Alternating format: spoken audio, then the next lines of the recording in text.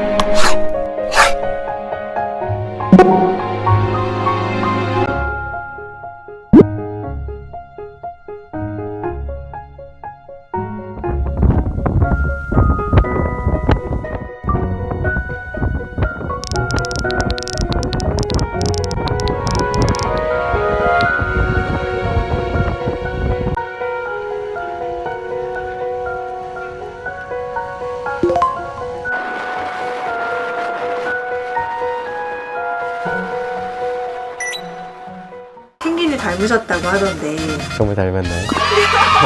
인기의 비결은 뭡니까? 두말할라요 펭귄이죠 뭐. 펭귄의 날개에 맞아서 멍이 드셨다고 하던데 사실인가요? 사실입니다. 진짜 말 그대로 때리는 거예요.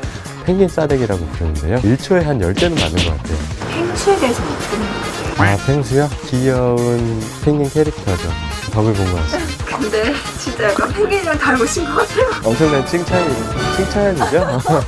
연습을 좀 했어요. 세이브라 펭귄.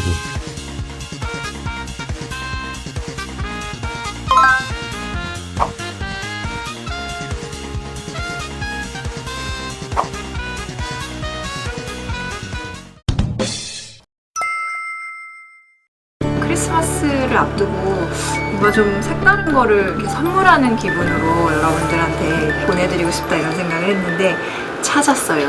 이원영 박사님 펭귄 덕분에 만나게 됐네요. 아, 그러게요. 이렇게 만나뵙게 돼서 너무 반갑습니다. 해마다 크리스마스는 세종과학기지에 있는 펭귄 마을에서 보내고 있어요. 이번에는 어떤 연구하러 가시는 거예요? 6번째 방문이고요. 이번에는 펭귄이 잠을 어떻게 자는지 그런 수면 행동 연구하러 가거든요. 그 얘네들이 물속에서 헤엄을 칠 때 보면은 한 일주일 정도 쉬지 않고 계속해서 헤엄을 치거든요. 일주일 내내요. 네. 그것도 먼 바다에서 섬도 없는데 그걸 계속해서 망망대해를 떠다니고 있는 걸 제가 관찰을 했어요. 과연 얘네들이 일주일 동안 잠을 안 자고 버티는 건지, 아니면 다른 돌고래들처럼 방구수면이라고 해서 뇌의 한쪽을 자다가 또 다른 쪽을 자고 이렇게 쉬어가면서 하는 전략을 택하는 건지, 그런 걸 연구하기 위해서 이번에 실험을 계획하고 있습니다. 5년 전 이죠. 처음 펭귄을 봤을 때의 모습도 너무 아직도 생생하게 기억나고요. 그리고 저에게 크리스마스는 예수님이 탄생했다는 성탄절보다는 약간 턱근 펭귄이 부화하는 시점으로 기억이 되고 있어요. 그러니까 해마다 펭귄이 번식을 시작하는 시점이 이렇게 남극의 여름이라고 하는 12월이거든요. 지금은 남극 여름. 그렇죠. 지금이 가장 따뜻한 시점이라서 펭귄들이 지금 알도 낳고 새끼를 키우고 먹이를 먹이는 가장 분주한 시점입니다. 1년 중에 가장 중요한 시점이죠. 남극까지 들어가는 기간이 대략 저희는 한 4박 5일 정도 기간을 잡고 가거든요. 그러니까 지구의 반대편이다 보니까 비행기를 3번 정도 갈아타고 가요. 보통 파리를 경유해서 칠레의 산티아고를 경유해서 다시 칠레의 가장 남단에 있는 푼타아레나스라는 섬까지 간 다음에 거기서 다시 비행기를 대절해서 킹조지 섬에 있는 공항으로 가서 거기서 다시 배를 타고 이동을 하는 거죠. 그러니까 중간에 한 번이라도 뭐 날씨가 안 좋거나 뭐 돌발 상황이 생기면은 또 계속 대기를 해야 돼요. 오래 걸린다라고 하면은 뭐 보름이 될 수도 있고요. 이렇게 아무한테나 보여주고 허락되는 땅이 아니네요. 그렇죠. 펭귄도 아무나 허락하진 않네요. 남극은 누구에게나 쉽게 허락된 땅은 아닌 것 같습니다. 근데 선택받으셨네요. 6년째 선택을 받았습니다. 트위터에 젠투210 무슨 뜻인지 여쭤봤더니 이원영이라는 아이디로 활동하고 계시고 팔로워가 27,000명 그 정도 되는 것 같습니다. 네, 그러니까 엄청난 SNS의 인싸시고요. 그리고 지금 현재 극지연구소의 선임연구원으로 재직 중인 동물 행동학자이세요. 솔직하게 고백을 하자면 2014년 이전에는 그 기자님하고 거의 비슷한 상황이었어요. 그 제가 박사학위 연구 논문을 썼던 거는 까치거든요. 한국에 있는 까치를 연구했었기 때문에 펭귄에 대해서는 거의 알고 있는 지식이 없었죠. 좀 비슷하네요. 검정색, 하얀색 생긴 게 좀 비슷하네요. 그냥 펭귄이랑. 조류라는 공통점 그런 상황이었다가 이제 극지연구소에 오게 되면서 네. 그때부터 저도 막 공부를 시작했습니다. 알고 보니까 펭귄도 대략 한 18종에서 20종까지 되고 뭐 세종기지 근처에는 젠투 펭귄과 턱금 펭귄이 대략 5,000쌍 정도 번식한다는 걸 네. 그때 처음 알게 된 거죠. 어디선가 보니까 펭귄 날개에 맞아서 멍드셨다고. 네, 진짜 여기를 딱 맞았는데 나중에 돌아와서 샤워하려고 이렇게 옷을 벗어보니까 여기 보라색으로 팔이 변했더라고요. 이렇게 작은 게 네. 힘이 엄청 센가 봐요. 힘이 어마어마해요. 젠투 펭귄은 물속에서 가장 빠르게 헤엄치는 펭귄이기도 하거든요. 순간적으로 시속 한 40km, 50km까지 속도를 낼 수 있을 정도로 빠르기 때문에 이 가슴 근육이 굉장히 잘 발달되어 있습니다. 물속에서 헤엄을 칠 때 그 추진력을 전부 다 날개로만 얻거든요. 네. 그러니까 이 날개의 근육이 정말 잘 발달되어 있어야지 순간적으로 이걸 계속 빠르게 헤엄을 칠 수 있는 거죠. 얼마나 싫었겠어요. 제가 와가지고 자꾸 붙잡고 무게도 재고 뭐 GPS라는 그런 바이오 로거도 부착하고 하다 보니까 얘가 너무 싫었던 거예요. 그러니까 이제 때린 거죠. 친해지지가 않나 봐요. 길들여지지가 않나 봐요. 야생동물하고 친해진다는 거는 그렇게 쉬운 일은 아니에요. 왜냐면 야생동물 입장에서는 이 사람이 자기한테 도움이 될지 아니면 해가 될지 모르잖아요. 그럴 때 함부로 가까이 다가가거나 친해지면은 쉽게 화를 입을 수도 있거든요. 짝사랑인 거죠. 요즘 어쨌든 이제 펭수라는 캐릭터가 등장하면서 네. 안 그래도 신비스러운 관심의 대상이었던 펭귄이 더 관심을 받는 분위기인데요. 가장 알려주시고 싶으신 게 있다면 어떤 점일까요? 아무래도 남극 펭귄을 왜 제가 연구하고 있는지, 남극 펭귄이 현재 어떠한 상황에 처해 있는지에 대해서 말씀드리고 싶어요. 네. 최근에 뭐 그레타 툰베리 같은 스웨덴 소녀도 굉장히 화제가 된 적이 있었고, 각국의 정상들이 모여서 기후변화를 막기 위해 굉장한 노력들을 또 하고 있는데요.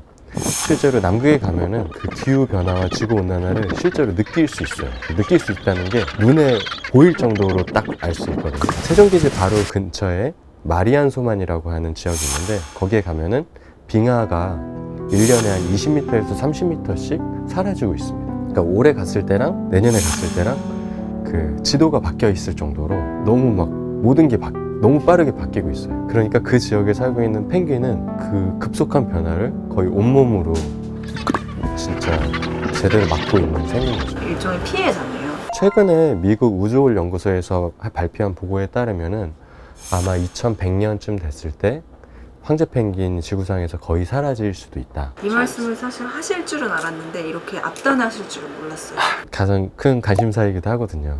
과연 과학자가 할 수 있는 역할은 무엇일까? 그 답은 찾으셨어요? 아니요, 아직 못 찾았습니다. 극단적인 사람들의 노력과 약속이 필요할 것 같아요. 사람들에게 처음부터 근데 이렇게 심각한 얘기 하기보다는 펭귄이 정말 얼마나 귀여운 얼마나 귀여운 동물들인지, 그리고 이런 귀여운 펭귄들을 우리 후손은 못 본다고 생각하면 너무 슬프잖아요. 근데 진짜 약간 펭귄이랑 닮으신 것 같아요. 말씀하신 얼마나 귀여운 펭귄들인지 하시는데. 그런 얘기 최근에 종종 듣습니다. 그니까요. 엄청난 칭찬이죠? 얘네들은 왜 남극에 있고 네. 왜 우리가 얘네를 연구해야 돼요? 조상 때부터 살 곳을 찾아서 이렇게 다니다가 아마 남극은 그땐 비어있는 공간이었겠죠. 척박하고 아무나 쉽게 갈 수 없는 공간이니까 다른 동물들과의 경쟁을 피해서 간 게 아닐까 싶어요. 그리고 여기 아주 척박하긴 하지만 1년에 한 2-3달 정도는 아주 풍족하고 풍요로운 시즌이 오거든요. 바로 그때가 여름이죠. 남극의 여름. 지금 딱 12월, 1월 이때가 가장 남극의 풍요로운 시점이기 때문에 이때 맞춰서 얘네들이 어떤 생존 전략을 이렇게 만든 것 같습니다. 제가 주로 하는 일이 펭귄을 붙잡아서 얘네들한테다가 어떤 장치를 부착해 주는 거거든요. GPS라고 하는 장치인데요. 그런 걸 부착해 주면 이 펭귄이 얼마나 멀리까지 나갔다가 들어오는지 이런 자세한 위치를 추적할 수 있는 거죠. 꽤 묵직한데. 이걸 등에다가 붙이고 깃털하고 같이 해서 테이프를 붙이는 거죠. 그래서 사실 이거를 부착하고 있는 사진이 공개된 적이 있었는데 엄청난 악플이 달린 적이 있어요. 이원영이 제일 나쁘다. 너 등에 붙이고 있으면 기분이 어떨 것 같냐 뭐 이런 얘기들이었습니다. 그럼에도 불구하고 하셔야 되는 거죠. 저도 약간 윤리적인 딜레마가 있어요. 그 펭귄을 좋아하지만 어쨌든 펭귄을 또 연구하는 학자잖아요. 그래서 조금의 불편함을 줄 수밖에 없더라고요. 굉장히 미안하지만 그 미안함을 무릅쓰고 아 이거 하루만 좀 부착하고 있어 달라라고 하면서 이제 부착을 하는 거죠. 저희 프로그램 이름이 이제 에피소드라서 펭귄이랑 에피소드가 많으실 것 같아요. 한번 턱금 펭귄하고 약간의 교감을 느꼈던 적이 있어요. 근데 저는 어디까지나 남극에서 관찰자의 입장이다 보니까 가급적이면 그들 세계에 개입하지 않으려고 노력을 하는데 한 번은 그 지나가는데 턱금 펭귄 한 마리가 그 거꾸로 뒤집혀져 있더라고요. 바위 틈에 가만히 있길래 이거 죽었나 싶어서 가까이 갔는데 숨은 쉬는 것 같아서 이렇게 제가 다리부터 이렇게 잡고 이렇게 끄집어 내줬어요. 생명의 은인이네요. 네, 근데 다행히도 얘가 빠진 지 얼마 안 됐었나 봐요. 그래갖고 얘가 꺼내주니까 가만히 탁 쓰더라고요. 평소 같았으면 펭귄을 제가 맨손으로 잡았을 때 난리가 나거든요. 그래요? 똥도 싸고 막 날개를 때리고 부리를 쪼고 막 아 정말요? 난리를 치는데 이때 이 녀석은 가만히 있는 거예요. 그리고 딱 이렇게 세워주니까 저를 그냥 빤히 이렇게 쳐다보고 한 30초 정도 됐을래나? 눈을 맞추고 계속 가만히 있었어요. 야생의 펭귄하고 눈을 맞춰본 게 그때 너무 짜릿한 경험이었어요. 그리고 제가 남극에서 사용하려고 준비해 놓은 연구 장비거든요. 펭귄 백이라고 부르는 건데 펭귄이 있을 때 그냥 제가 이렇게 해서 머리에다 이렇게 씌워줘요. 국갈로. 그럼 펭귄들이 가만히 있다가 이렇게 머리에 딱 씌워지는 거죠. 조류를 다룰 때 가장 중요한 점이 눈을 가리는 거거든요. 근데 이렇게 씌워주면은 얘네들이 눈도 가려지고 그와 동시에 이게 딱 몸 전체적으로 이게 끝까지 들어갔을 때 날개가 딱 고정이 되거든요. 저를 때리고 싶어도 이 안에서 움직이지 못하는 거예요.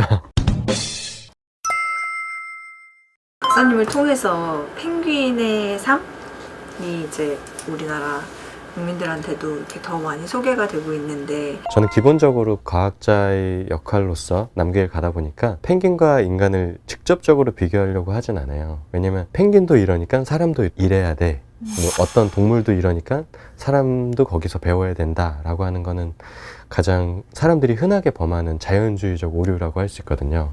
저는 그런 건 아니고요. 펭귄을 오래 관찰을 하다 보면은 저도 모르게 이 펭귄 마음으로 얘네들이 살아가는 걸 좀 보게 되는 것 같아요. 처음 남극에 가기 전까지는 펭귄은 정말 귀여운 외모 그대로 아름답게 정말 우아하게 그 하얀 얼음 위를 걸어 다니면서 너무 멋있게 사는 녀석들이라고 생각을 했거든요. 가서 관찰을 하다 보니까 펭귄의 삶도 만만치 않구나 하는 생각이 들었어요. 예를 들면 가끔 이렇게 굴러 떨어져서 막 바위에 빠지기도 하고 그리고 걸어 다니다가 어디에 비어서 어디에 바위에 베어서 다치기도 하고 피를 흘리기도 하고 어떤 녀석들은 정말 떼굴떼굴 구르다가 다리가 부러져서 다리를 절뚝절뚝 거리는 녀석들도 있었거든요. 그런 애들을 보면은 정말 펭귄이 사는 게 인간 사는 거랑 너무 닮았다라는 생각이 절로 들었어요. 또 한 가지 또 말씀드리고 싶은 것 중에 하나는 penguin들 번식지가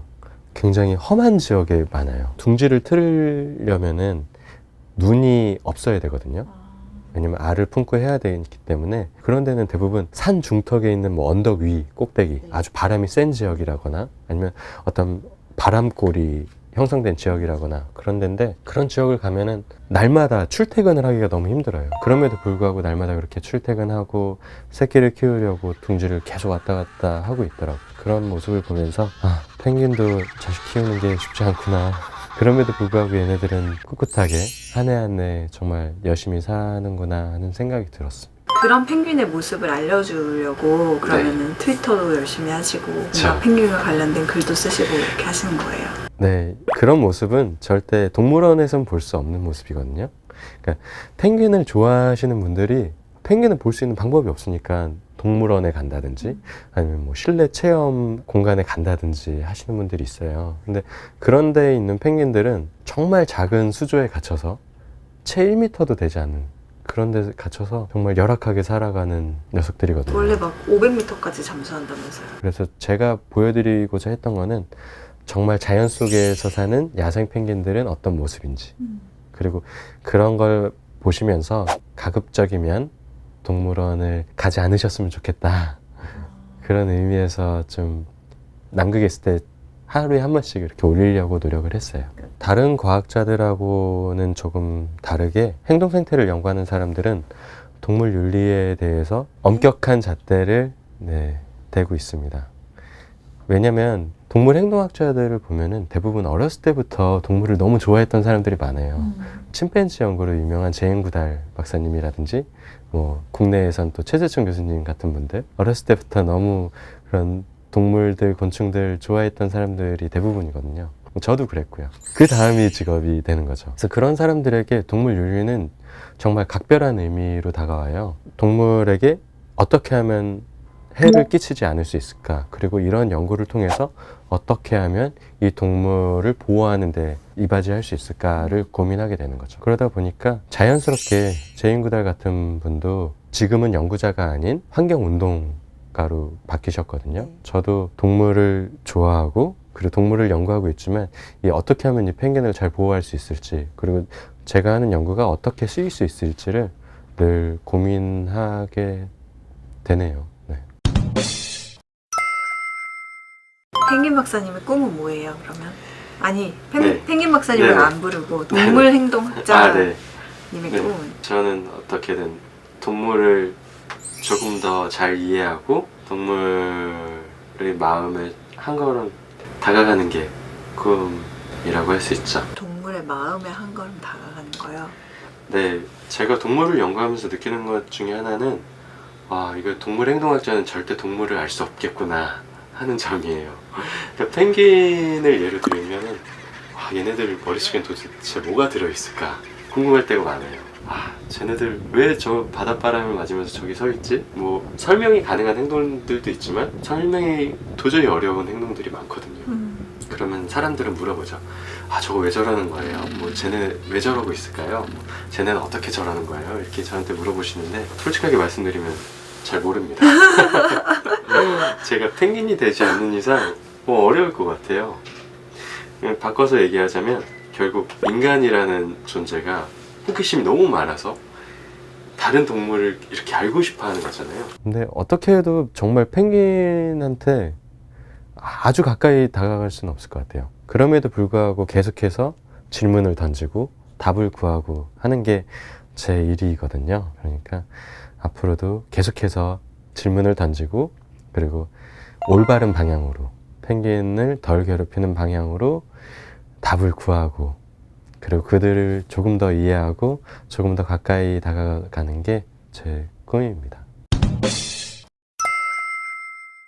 앞으로 남극에 갈 네. 한국 분들께 근데 꼭 당부할 사항. 펭귄 번식지가 있으면 너무 가까이 가서 같이 사진을 찍는다거나 셀카를 찍는 건 절대 하지 말아 달라라고 당부를 하고 싶습니다. 왜요? 거기 있는 펭귄들은 지금 굉장히 중요한 시기를 보내고 있거든요. 자기 새끼들을 키우고 번식 시즌이기 때문에 그때 가까이 다가가서 사진을 찍거나 괴롭히게 되면은 얘네들은 많은 스트레스를 받아서 스트레스 호르몬이 증가하고 나중에 번식 성공률이 떨어질 수 있어요. 여러분들의 그런 행동이 펭귄의 앞날에 그러니까 치명적인 그런 역할을 할 수도 있으니까 정말 펭귄을 좋아하신다면 그냥 멀리서 이렇게 쌍안경으로 지켜보거나 아니면 줌 카메라로 작게 모습을 담으셨으면 좋겠습니다. 그러니까 입장을 바꿔나 보면 되네요. 지구에 인간 혼자 사는 건 아니잖아요. 근데 많이들 하는 얘기지만 다들 이건 지구를 마치 인간 혼자 쓰는 것처럼 지금 마구 막 파헤치고 막 독점하고 있는데 같이 사는 동물들한테 굉장히 미안하고 신뢰되는 일인 거죠. 이제 해가 바뀌어서 되면은 남극에서 그동안 벌어진 일들을 다시 저희 에피소드에 들려주시면 네. 건강하게 잘 다녀오셨으면 좋겠고 그리고 펭귄들에게 펭수의 나라인 대한민국의 안부도 전해주시기를 알겠습니다. 바랍니다. 오늘 감사드려요. 오늘 먼 길 와주셔서 감사합니다.